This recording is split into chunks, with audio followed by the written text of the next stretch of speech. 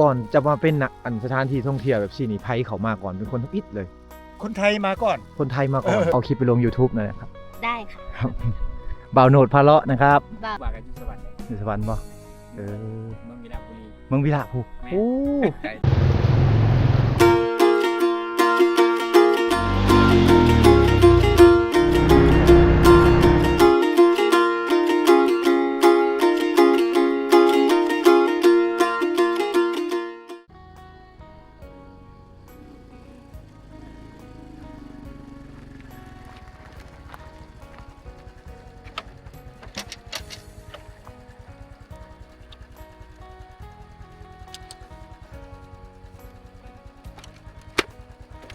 กราบทักทายสบายดีพี่น้องตอนนี้บ่าวโหนดพาพ่อแม่พี่น้องมาที่แขวงไซสมบูรณ์เนาะตอนนี้อยู่เมืองอนุวงศ์พี่น้องกัน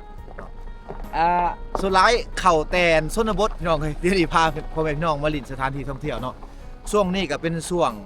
ถ่ายฝนต้นหนาวพี่น้องบรรยากาศก็สิดีแน่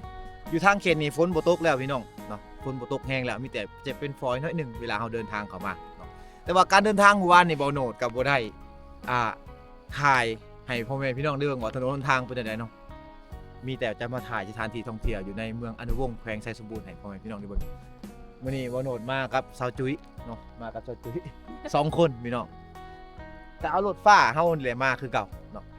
เอาจักหน่อยเฮา2 คนนี่จะพาพ่อแม่พี่น้องย่างขึ้นไปภูหัวสร้าง บรรยากาศยามเช้าพี่น้องอยู่ในไซสมบูรณ์เลยเนาะอยู่ในเมืองอนุวงศ์วางบ่าวโหนดอยู่นี่จะเป็นภูหัวโหลนหรือว่าภูหัวสร้างพี่น้องเป็นจุดแลนด์มาร์คของไซสมบูรณ์หรือว่าเมืองอนุวงศ์นั่นเองวางนี่เฮ็ดให้นักท่องเที่ยวฮู้จักไซสมบูรณ์พี่น้องเฮ็ดให้นักท่องเที่ยวฮู้จักไซสมบูรณ์หลายคนแต่ก่อนนี่บ่ฮู้เลยว่าไซสมบูรณ์อยู่ไสเนาะหลังจากที่ว่ามีคนเข้ามาถ่ายรูปลงมีนักท่องเที่ยวคนลาวเฮาแหละเนาะมาเข้ามาแล้วก็ถ่ายพากันถ่ายรูปลงพี่น้องเอ้ยเฮ็ดให้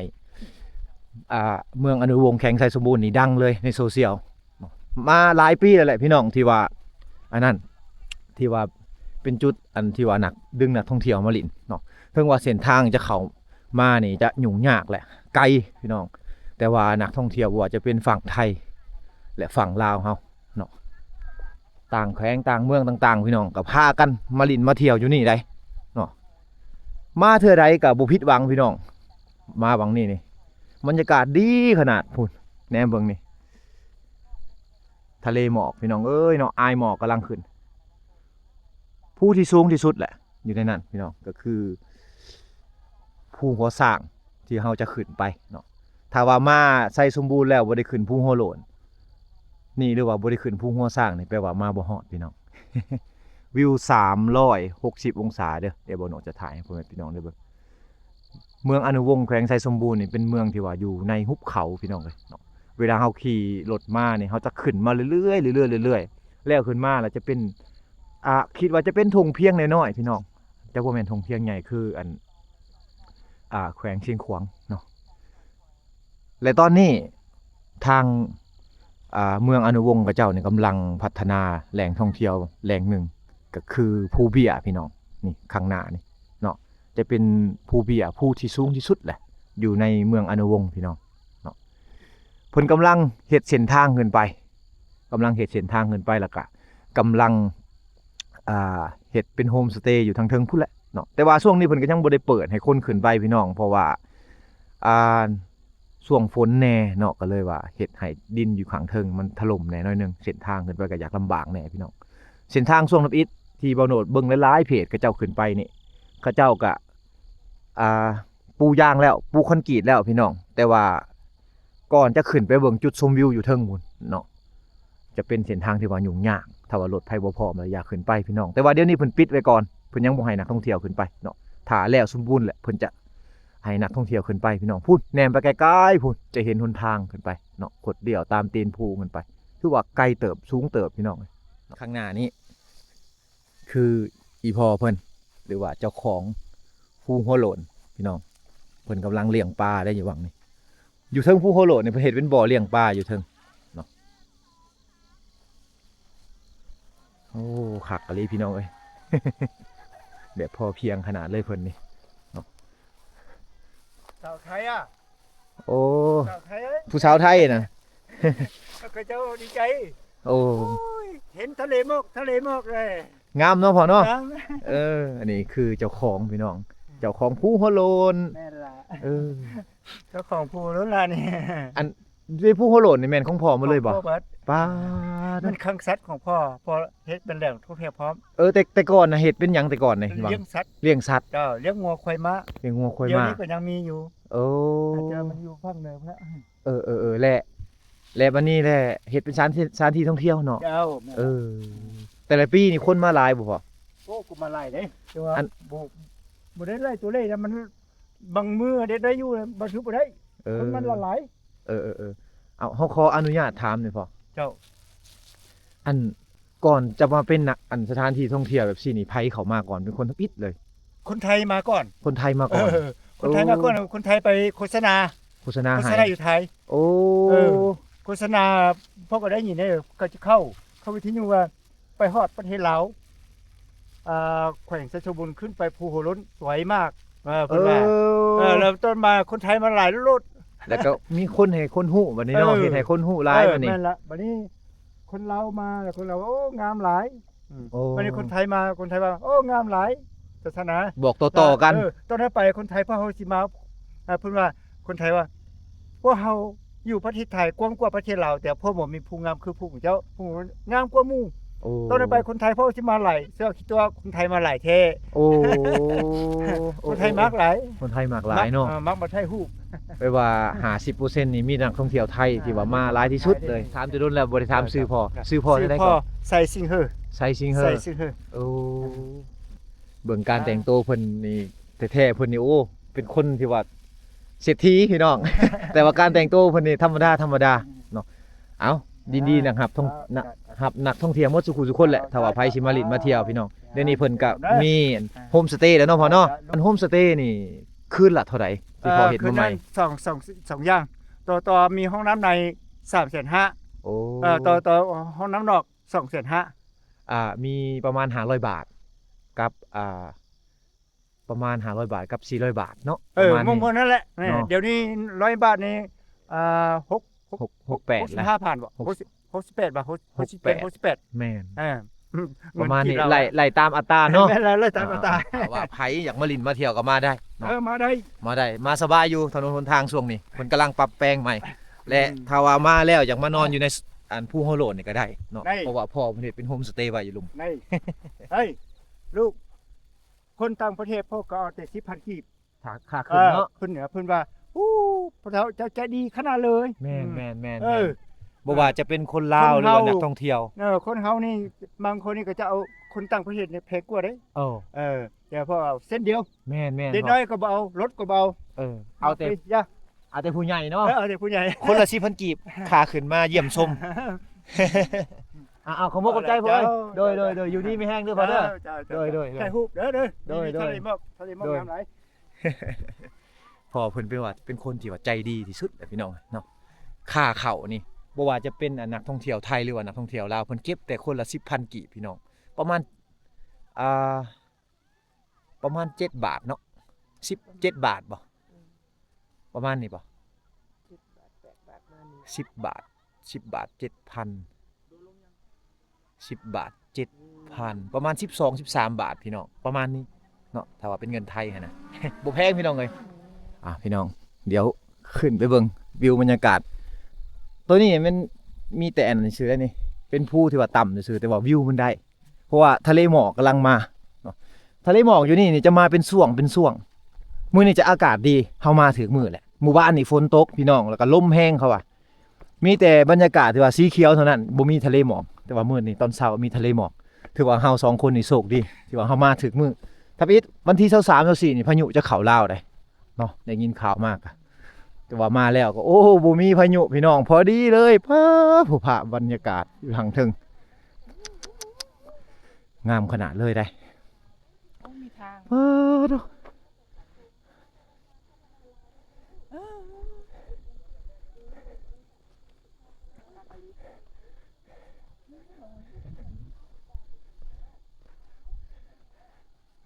ตัวงามเลยงามเลยเนาะจุ๋ยเนาะ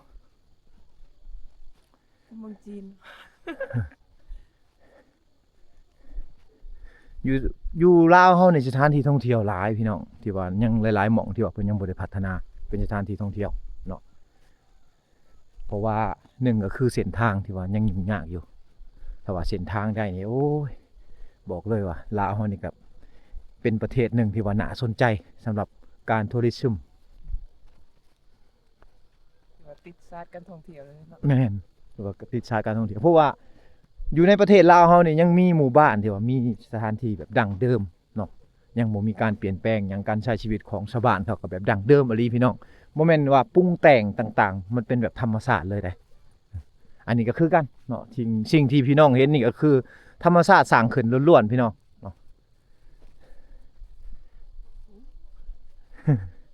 อยู่ในหุบเขาของแท้นะเมืองอนุวงศ์เฮาต้องไปพุ่นเนาะไปพุ่นเหรอ อยู่ไหนเนาะไปเนาะไป บอก ตะ ไปพุ่นน่ะเบิ่งขึ้นน้อยๆแต่ว่าเวลาเฮาย่างมามันก็ถือว่าโอ้อยู่สูงเติบได้นี่นะขึ้นไปพุ่นก็สูงเติบอีกไป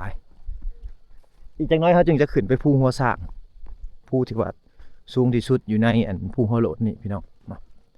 ถ้าว่ามาช่วงฝนนี่โอ้พระลมบุ่มๆเด้อแถวนี้ โอ้บรรยากาศข้างหน้าพี่น้องเอ้ย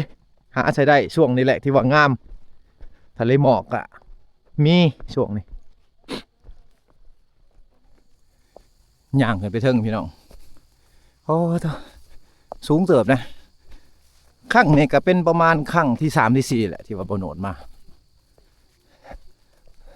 ตอนในก่อนตอนเฮ็ดเวียกประจำมาเลยต้องในเมื่อไวเพราะว่าเฮาได้เฮ็ดเวียกนำเด้แต่ว่ามาสุดนี่บ่โนดเต็มทีเลย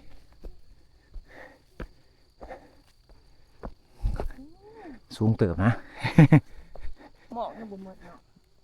าะ มาเรื่อยๆหมอกไหมพูนไอหมอกพี่น้องยังมาเรื่อยๆพูนทางพูนมื้อนี้ฟ้าบ่เปิดเนาะ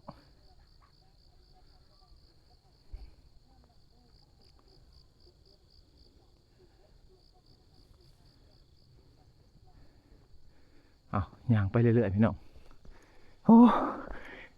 คือแต่ว่าเฮาสิขึ้นเทิงนี่นะ รู้สึกโลด ภูเขาขึ้นมันยังน้อยกว่า มันยังน้อยแมนต้นนี้บักสูงนี่แต่ว่าก็ใครกว่าช่วงฝนช่วงฤดูฝนโอ้ขึ้นนี่ยากขนาดเลยมันหมื่นมันพลาดพี่น้องหมดกระล่มหลายเถื่อได้มาตอนนั้น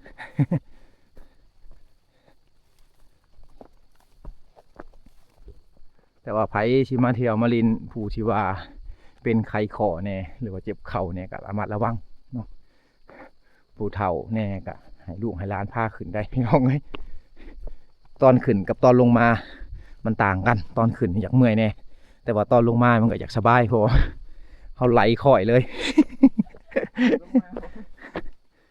สไลด์อยู่ โอ้ แม่นเป็นหน้าเนาะของ ห้องน้ำเบิ้งวิวนะโอ้บ้างามๆโอ้แนมไปแล้วเป็นล่องภูเขาแบบสิพี่น้องเนาะบ่ให้ไผสิอยากมาพี่น้องแบบนี้ไผเห็นไผก็อยากมาพี่น้องแบบนี้นี่เนาะ โอ้เดินทางไกลนี่คือนักท่องเที่ยวไทย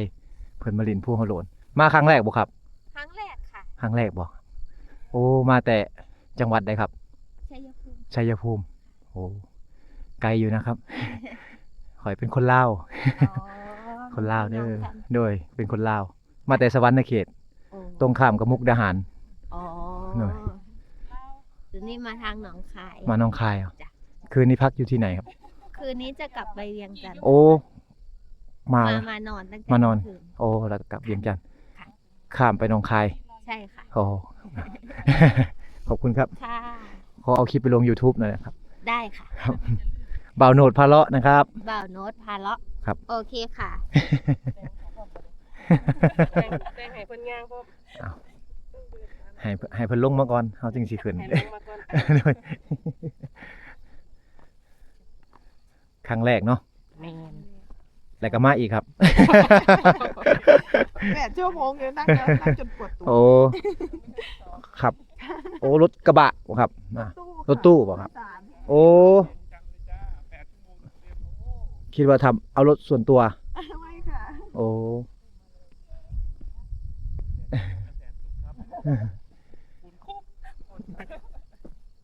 ขึ้นรถโดยสารบ่ครับ เอ็นครับ โอ้รถโดยสารมาแต่เวียงจันทน์ รถตู้มาร ถตู้ จากเวียงจันทน์เลย โอ้ 8 ชั่วโมง 8 ชั่วโมงครับ ครับผมออกตั้งแต่9 โมงฮอดนี่5 โมงแดง หาโมงแรง ครับ ทางยากเนาะครับเนาะ ขอบคุณครับ ครับขอบคุณครับเดินทางปลอดภัยครับ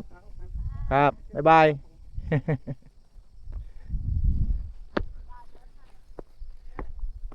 อ่ะพี่น้องเลยนี่ก็คือนักท่องเที่ยวทางฝั่งไทยเพิ่นก็เดินทางใกล้ได้เพิ่นบ่ได้เอารถส่วนตัวมา เพิ่นจ้างรถโดยสารมาแน่นอนอยู่แล้ว ถ้าเฮาจะขี่รถโดยสารมันใช้เวลาโดนรถโดยสารออกมาแต่เวียงจันทน์ประมาณ 8 โมงเช้า 9 โมงเช้าฮอดพี่5 โมงแรง ทางยากพี่น้องช่วงนี้ทางยากเพิ่นกำลังปรับเปลี่ยนอยู่เนาะกำลังแปลงอยู่ช่วงแรงๆช่วงฝนนี่โอ้ถ้าว่าไผสิมาลิ้นช่วงแบบฝนตกน้ำนองหั้นนะช่วงนั้นยากหนทางเป้เพเนาะ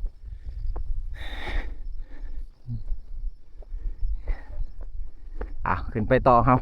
ถือว่าสูงเติบสะจุ้ยก็ขึ้นไม่ค่อยพุ่นแหละเฮาขึ้นไปนี่เฮาเนี่ยอาจจะเป็นกลุ่มสุดท้ายพี่น้องเอ้ยเนาะอยู่เทิงนี่ยามแรกนี่ขึ้นสบายอยู่เนาะจุ้ยเนาะ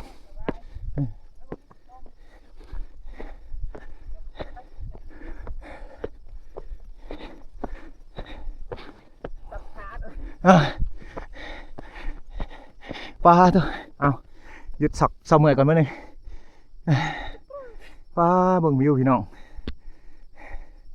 ถ้าไผบ่มาประมาณเดือน11แม่นเสียใจโลดเพราะว่าเดือน12เดือน1มันจะแห้งพี่น้องหญ้าจะตายช่วงนั้นจะเหลืองหมดเลยบ่งาม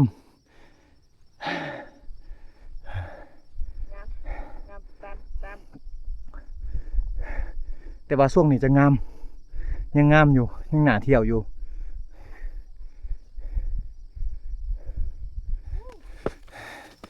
เอาไก่จะหอด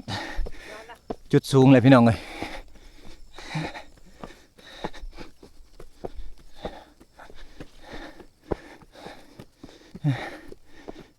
ตัว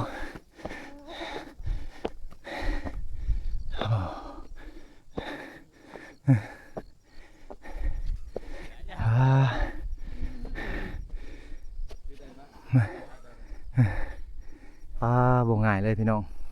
สดสิขึ้นมาหอดจุดนี้ได้มา4 เทื่ออย่างขึ้นมาก็ยังเมื่อยคือเก่าหอบที่4ที่หาแหละที่ว่าได้มาลิ้นชัยสมบูรณ์ ยังบ่ชิน แต่ว่า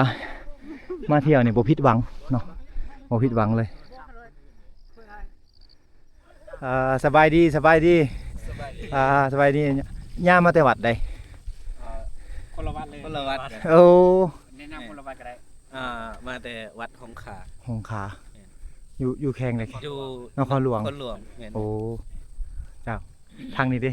มาแต่ บางเพชร คนพะเนา คนมะนาว แม่นนครหลวงคือกันเว้ย ขอบคุณเพิ่นเอาเส้นกัน โอ้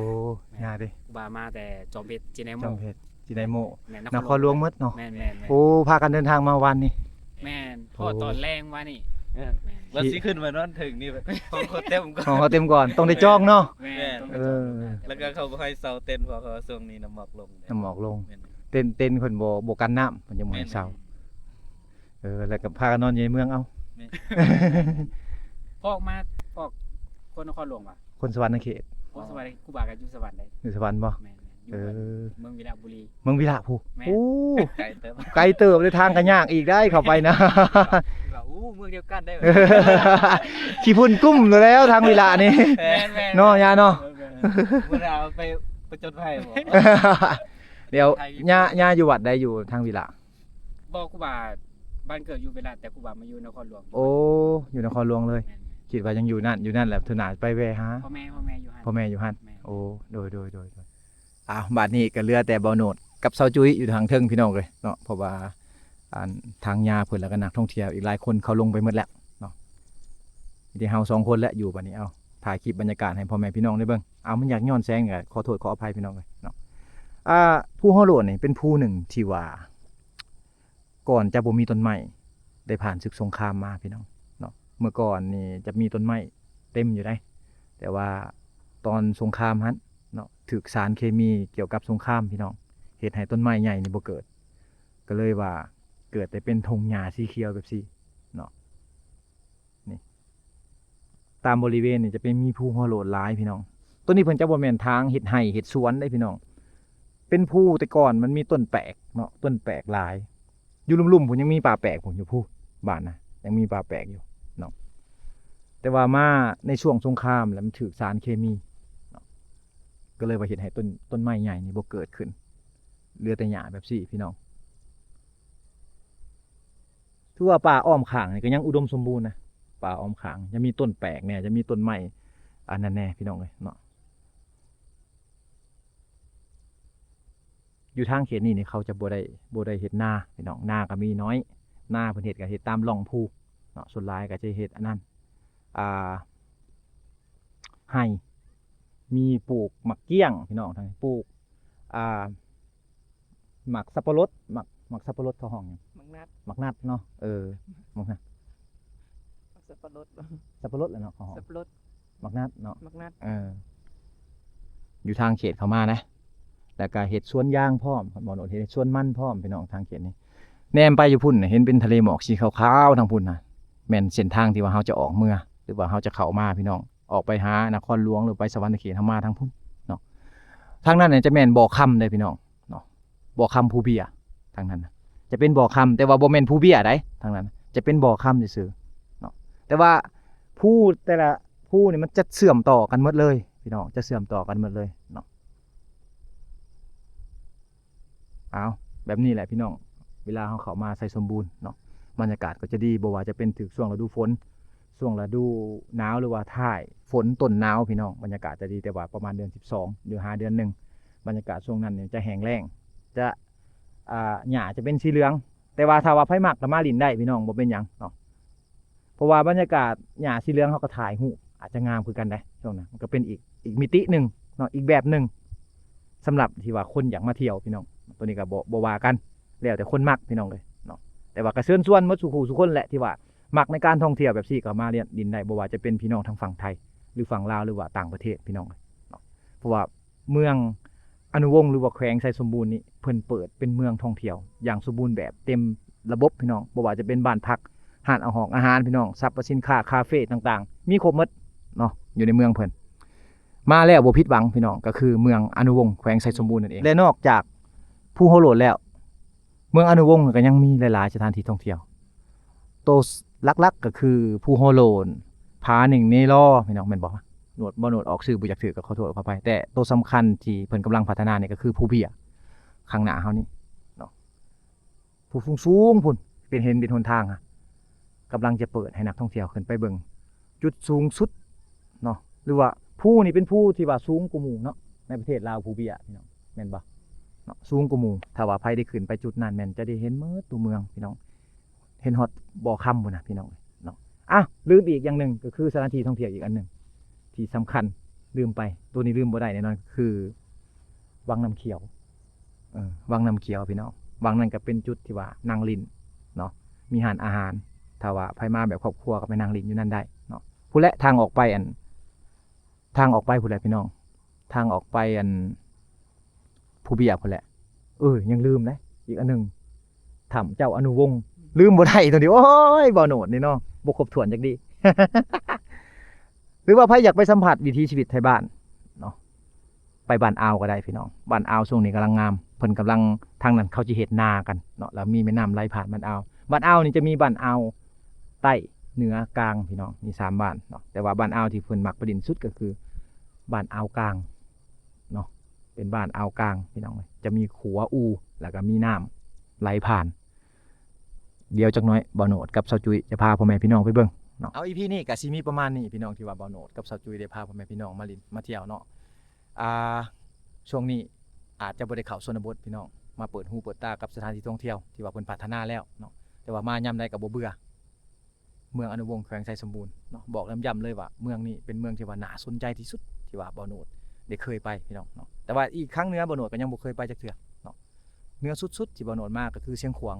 แขวงไซสมบูรณ์พี่น้องที่ว่าเคยเดินทางไปเนาะด้วยรถจักรด้วยมอเตอร์ไซค์รถเวฟนี่แหละพี่น้องที่ว่าบ่โหนดไปเนาะเอาอีพีนี้ก็ต้องขอมกขอบใจเมื่อสุขุสุคนที่เข้ามาติดตามนะครับชมเด้อพี่น้องเนาะต้องขอมกขอบใจหลายๆเนาะ